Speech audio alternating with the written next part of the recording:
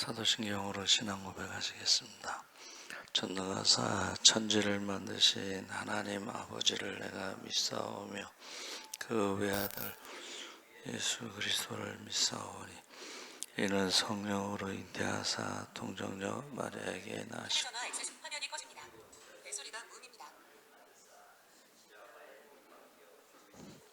장사한 지 사흘 만에 죽은 자가 살아나시며 전능하신 하나님 우편에 앉아 계시다가 저희로서 산 자와 죽은 자를 심판하러 오시리라. 성령을 믿사오며 거룩한 공예와 성도가 서로 교통하는 것과 죄를 사하여 주시는 것과 봄이 다해 사는 것과 영원히 사는 것을 믿사옵나이다. 아멘. 찬송가 301장 찬송하시겠습니다.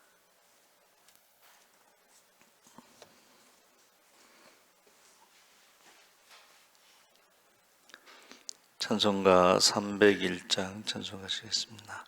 지금까지 지내온 것 주의 크신 은혜라. 한이 없는 주의 사랑 어찌 이루 말하랴. 자나깨나 주의 손이 항상 살펴주시고 모든 일을 주 안에서 형통하게 하시네. 몸도 마음도 연약하나 새 힘받아 살았네. 물 붓듯이 부으시 주의 은혜 족하다. 사랑 없는 거리에 나 험한 산길에 맬 때 주의 손을 굳게 잡고 찬송하며 가리라. 주님 다시 배올 날이 날로 날로 다가와 무거운 짐 주께 맡겨 벗을 날도 멀잖네. 나를 위해 예비하신 고향 집에 돌아가 아버지의 품 안에서 영원토록 살리라. 아멘. 하나님 말씀은 예레미야 38장 1절에서 6절까지 교독하겠습니다. 1114쪽에 있습니다.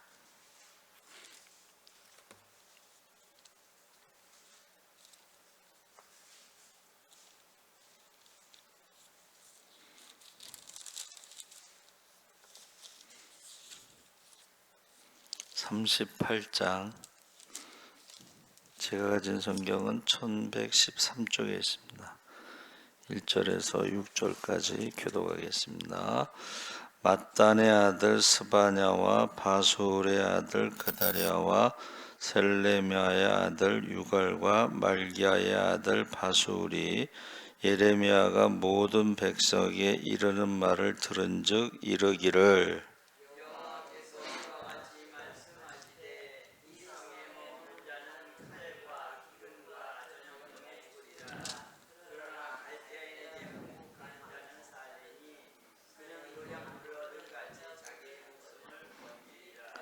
여호와께서 이와 같이 말씀하시니라. 이 성이 반드시 바벨론의 왕의 군대의 손에 넘어가리니 그가 차지하리라 하셨다 하는지라.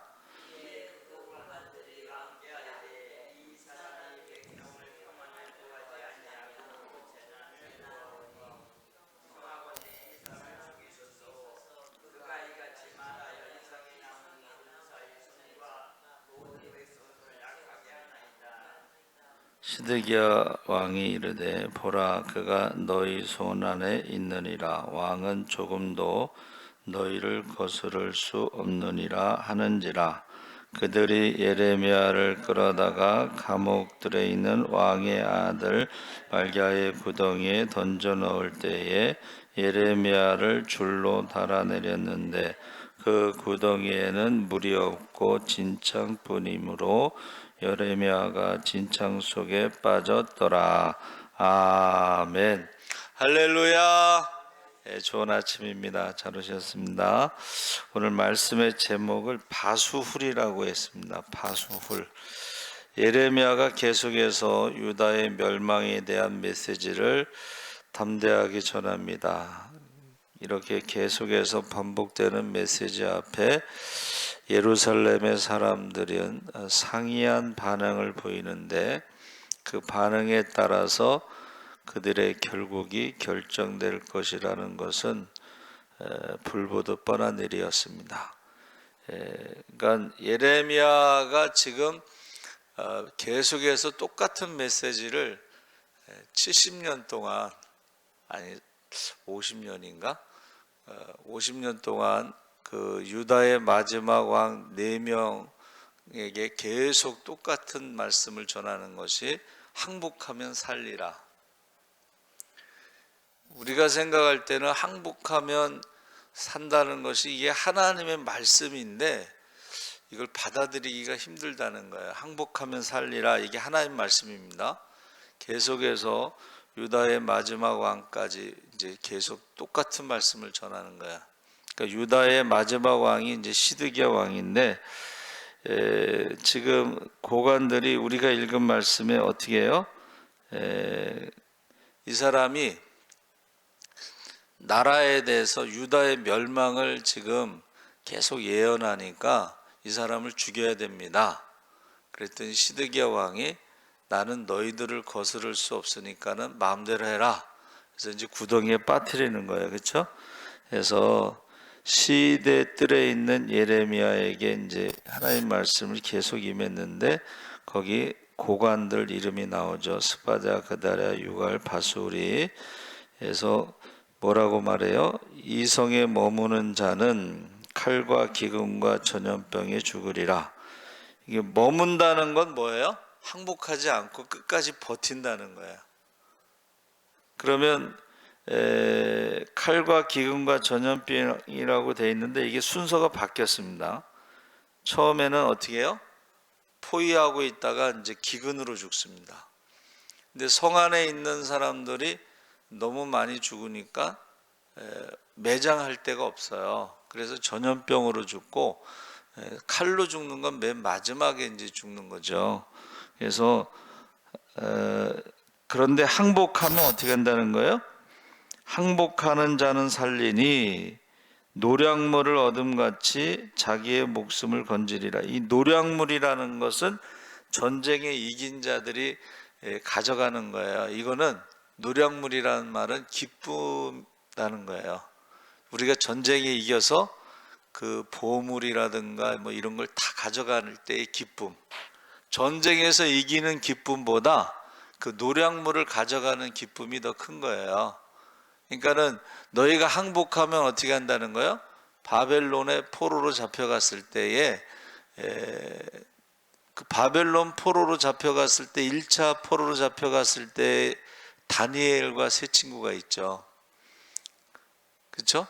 그들이 노략물로 기쁨이라는 것은 그들의 그 지혜, 지식을 그들이 받아들여 가지고 으뜸 총리가 되게 만들잖아요. 바벨론 제국이라고 하는 것은 여러 나라, 지중해 근처에 여러 나라를 합쳐놓은 거니까 거기에 많은 총리가 있어요. 그 중에서 가장 으뜸 총리가 이제 다니엘입니다. 그러니까는 그 다니엘이 으뜸 총리가 됐을 때는 그 왕의 기쁨이 되는 거죠. 그렇죠? 애굽의 총리도 요셉이 어떻게 돼요? 원래 요셉은 종으로 팔려와서 감옥에 있다가 총리가 됐잖아요. 근데 그 애굽을 구원하잖아요. 기근으로부터 애굽을 구원하고 주변의 나라를 구원하고, 그러니까는 두 번째 왕 다음의 위치에서 기쁨이 될 수가 있는 거예요. 그러니까 노량물이라는 것은 여기서 전쟁에 승리한 것보다 더 큰 기쁨이 될 수가 있습니다. 그래서 너희가 항복하면 살리라는 것이 노량물처럼 그들의 기쁨이 될 수가 있다는 것이고, 그런데 이제 계속해서 그것을 받아들이지 않고 이거는 매국노다, 나라가 망한다고 말하면서 어떻게 해요? 4절에 고관들이 왕께 아뢰되 이 사람이 백성의 평안을 구하지 아니하고 재난을 구하오니 청하건대 이 사람을 죽이소서. 그가 이같이 말하여 이 성의 남은 군사의 손 모든 백성의 손 약하게 하나이다. 그러니까 지금 예레미야를 죽여야 하는 이유가 뭐예요? 사기를 꺾는다는 거예요 지금. 근데 지금 예레미야는 하나님의 말씀대로 항복하면 산다, 그렇게 말하고 있습니다. 그때에 이제 고관들에게 너희 마음대로 해라 그렇게 해놓고는 다시 시드기야가 예레미야를 찾아옵니다. 그래서 예레미야를 찾아와서 어떻게 해요? 내가 너를 죽이지 않을 테니까 내가 나를 도와달라, 이제 이렇게 이야기하는 거예요. 좀 좋게 얘기해라. 내가 너 죽이지 않을 테니까는 지금까지 말한 거와는 좀 다르게 하나님이 유다를 지켜줄 거다, 살려줄 거다, 뭐 이렇게 구원할 거다, 이렇게 좋게 말하는 거예요. 근데 예레미야가 어떻게 해요? 고관들의 말에 의해서 지금 구덩이에 빠져 있는 상태에서도 시드기야 왕이 찾아왔는데도 어떻게 해요? 똑같이 얘기하는 거야. 왕이 항복하면 산다. 그랬더니 왕이 뭐라 그래요? 야, 내가 항복하면 먼저 포로로 잡혀간 유대인들이 나를 죽일 것이다. 걱정하는 거야. 불안한 거야.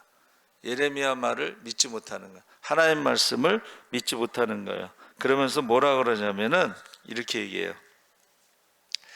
야, 너하고 나하고 지금 대화한 건 비밀이다. 다른 사람한테 말하면 안 된다. 그러면서 끝까지 나라가 망한다고 하는 것에 걱정하지 않고 자기가 위험한 것에 대해서 걱정하는 거예요. 근데 이거는 비밀이 아니라 모든 유다 백성들이 알고 있는 거예요. 왜냐하면 예레미야가 하루 이틀 말한 게 아니고 유다의 마지막 왕 4명이 계속 똑같은 말을 했잖아요. 그렇죠? 그래서 시드기야 왕의 그 결과가 여러분 아시죠? 마지막까지 항복하지 않고 싸우다가 그 자녀들이 눈앞에서 죽는 것을 보고 두 눈이 뽑히고 잡혀가죠. 그래서 예레미야가 말한 게 뭐예요? 내가 바벨론에 잡혀갔는데 그 땅을 보지 못하리라. 왜 보지 못해요? 두 눈이 뽑혀서 가기 때문에 보지 못한다는 거예요. 그러니까는 우리가 생각할 때는 예레미야가 좋은 말을 하면 좋겠다 이렇게 생각하지만 그 하나님 말씀에 거스리는 말이죠. 반대되는 말입니다. 근데 자, 유다인들은 예레미야를 구덩이에 빠뜨리고 시드기야는 회유하고, 근데 구덩이에 빠뜨렸을 때에 거기 물이 없다 그랬으니까 목마름과 배고픔과 외로움과 그 상황에서요 이방인 내시가 그를 구출하죠. 그래서 그를 구출할 때 내용이 굉장히 자세하게 성경에 나와 있습니다. 그래서 그가 구체적으로 어떻게 그를 구출하느냐 했을 때에 구덩이에 빠진 사람을 건져낼 때에 좀 위험하니까는 헝겊을 가지고 그의 겨드랑이에 놓고 안전하게 구출하는 것을 볼 수가 있습니다. 그래서 결국은 예레미야가 예루살렘이 함락되는 날까지 감옥들에서 머물렀더라. 28절에 그때에 찾아왔을 때에 그 시드기야 왕이 원하는 답을 말하지 않은 거예요. 여러분, 이것이 이제 우리가 하나님 말씀에 순종한 결과는 지금 구덩이에 빠진 고난이지만, 그런데 시드기야 왕이 와서 물어볼 때는 뭐예요? 원하는 답이 있다는 거예요. 이것을 요새 말로는 답정너, 답은 이미 정해져 있으니까 너는 그 말을 해라, 그런 말을 쓰는데, 안 믿는 사람들이 우리 믿는 사람들에게 그 답이 정해져 있으니까 그 말을 하면은 기독교에 대해서 호의적인 반응을 보이고, 그 자기들이 원하는 정해져 있는 답을 말하지 않으면 계속 어떻게 해요? 기독교인에 대해서 좀 나쁘게 생각하는 그런 시대에 우리가 살아가고 있다. 여러분, 예수님이 다시 오실 때에 많은 사람들이 어떻게 한다 그랬어요? 핍박한다. 기독교인들을 쉽게 말하면 왕따시키는 거예요. 쟤네들은 맨날 무슨 심판 얘기만 하고 천국과 지옥 얘기만 하고 지구의 종말을 얘기하고, 이거 듣고 싶은 사람이 어디 있겠어요. 그런데 요즘에는 이제 지구의 종말에 대해서 안 믿는 사람들이 이야기하죠. 그게 이제 지구온난화, 지구의 온도가 몇 도 올라가면 몇 명이 죽고 몇 명이 죽고, 그런데 계시록에 보면은 지구의 3분의 1이 죽고 뭐 이런 말이 있잖아요. 저는 처음에 그 말씀을 읽을 때에 저 안 믿었어요, 솔직히 말해서. 아니 무슨 뭐 강의 3분의 1이, 지구의 3분의 1이, 바다의 3분의 1이, 사람의 3분의 1이 뭐 죽는다는 말을 안 믿었는데, 요즘에는 안 믿는 사람들이 그 얘기를 하는 거예요. 그게 뭐냐면 온도가 올라갈 때마다 사람들이 몇 명 죽는다는 게 나와요. 제가 말씀드렸죠. 한 해에 더위로 더워서 죽는 사람이 50만 명인데, 이거는 지구 온도가 지금 상태를 말하고, 지금보다 더 올라가면 없어지는 생물들이 명단이 있잖아요. 자, 우리 저 북극곰이 없어집니다. 뭐가 없어집니다. 없어집니다. 이렇게 했을 때에 이제 거기에 사람도 포함이 되는 거예요. 그래서 제가 이제 한 해에 더위로 50만 명이 죽는다 그랬더니 누가 그래요? 에어컨을 설치하면 안 돼요 그러더라고. 가난한 나라에는 에어컨을 설치할 수가 없습니다. 그러니까 50만 명이 죽는다는 거는 가난한 나라에서부터 죽는 거예요. 나중에는 이제 부자 나라도 죽겠죠. 그래서 지금 시드기야가 마지막 기회를, 결국은 자기가 원하는 답을 요구했을 때에 예레미야는 끝까지 하나님의 말씀을 그대로 전하는 거예요. 그래서 저는 저 같으면 어떻게 했을까? 예레미야는요, 하나님이 결혼도 하지 마라 그랬거든. 결혼도 안 하고 몇십 년 동안, 제가 기억하는 한 50년 동안 4대에 걸쳐서 계속 똑같은 말만 할 때에 그를 죽이려고 하고 그를 미워하고 그랬잖아요.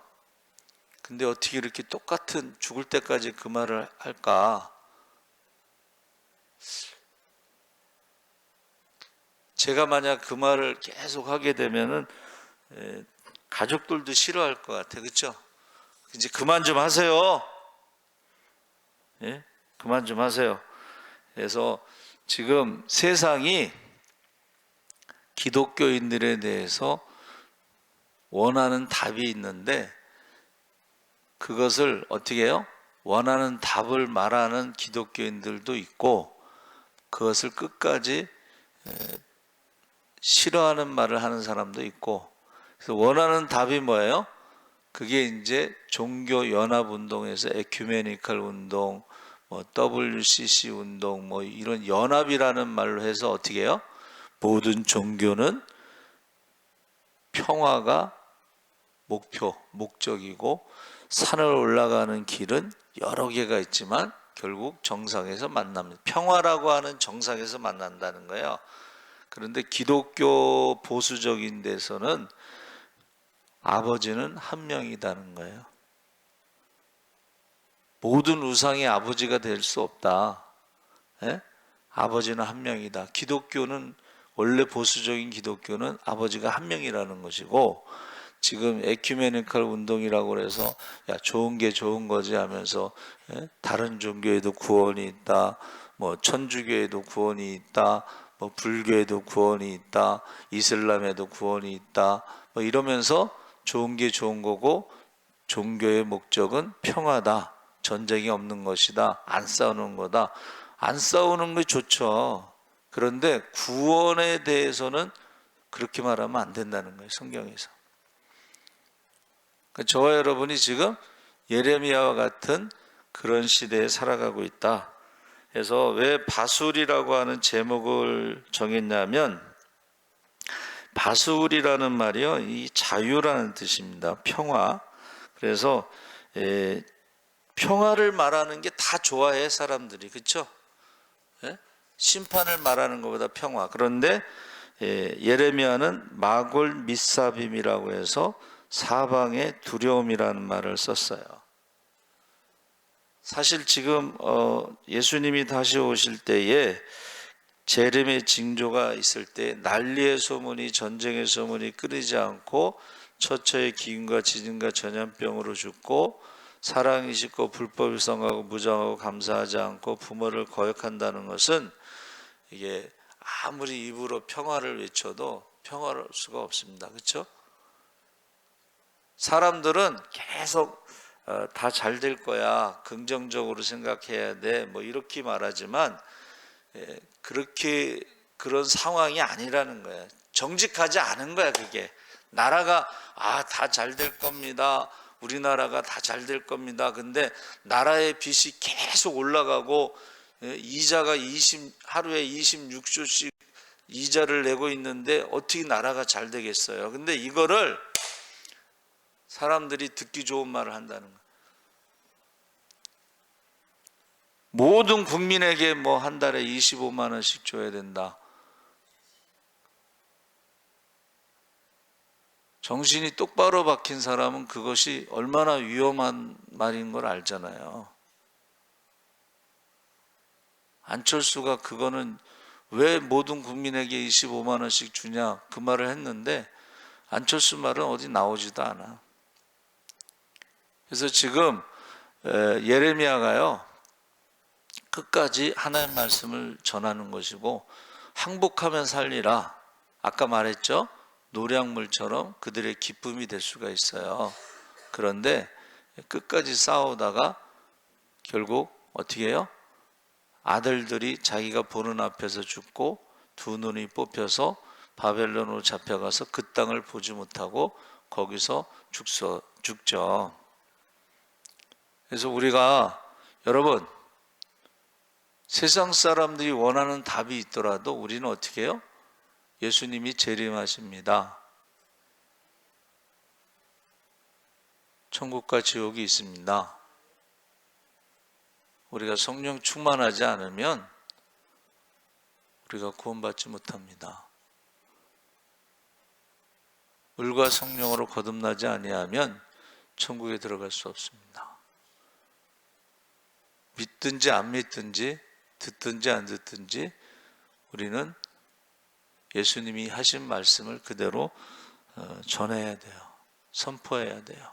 그래서 그것을 듣고 믿지 않으면 그 핏값은 자기에게 돌아가는 것이고, 그것을 전하지 않아서 한 사람이라도 지옥에 가면 그 핏값을 우리 손에서 찾는다고 그랬어요. 그래서 우리는 스쳐 지나가는 사람이 없도록. 그래서 오늘 맥주 감사 예배 드릴 때에 특별히 그 혼자 사는 사람들, 그 사람들을 초청했으면 좋겠어요. 혼자 사는 사람들이 되게 이제 좀 우울증일 수도 있고, 그렇죠? 근데 그것이 굉장히 위험한 그런 상황이죠. 그래서 교회를 중심으로 고독사하는 사람이 없도록, 교회를 중심으로 굶어 죽거나 얼어 죽는 사람이 없도록 관심을 가지라고 그랬는데 초청을 했으면 좋겠습니다. 살아계신 하나님 아버지, 이제 주님 다시 오십니다. 재림의 징조가 뚜렷합니다. 우리가 파수꾼의 사명을 다하게 하시고 때를 얻든지 못 얻든지 꼭 복음을 전하게 하여 주시옵소서. 감사하며 예수님의 이름으로 기도합나이다. 아멘. 하늘에 계신 우리 아버지여, 이름이 거룩히 여김을 받으시오며 나라의 임하옵시며 뜻이 하늘에서 땅에서도 이루어지이다. 오늘날 우리에게 일용할 양식을 주옵시고 우리가 우리에게 죄 지은 자를 사하여 준 것 같이 우리 죄를 사하여 주옵시고 우리를 시험에 들게 다만 악에서 구하옵소서. 대개 나라와 권세와 영광이 아버지께 영원히 있사옵나이다. 아멘. 우리 주여 세 번 부르짖고 기도하겠습니다.